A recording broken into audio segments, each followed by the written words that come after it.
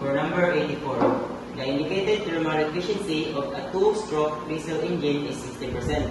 If friction power is 15% of heat generated, determine the brake thermal efficiency of the engine. So we have a choices here.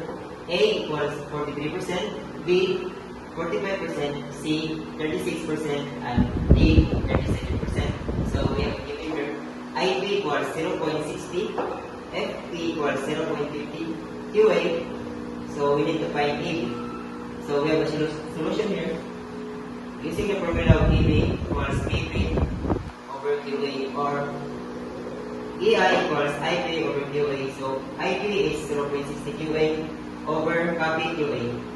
So BP equals IP minus FP. So BP equals IP is 0.60 QA minus FP equals 0.15 QA.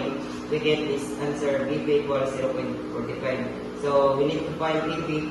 EP equals 0.45 QA over QA, cancel QA. So we get the answer 45%. So the answer is letter B.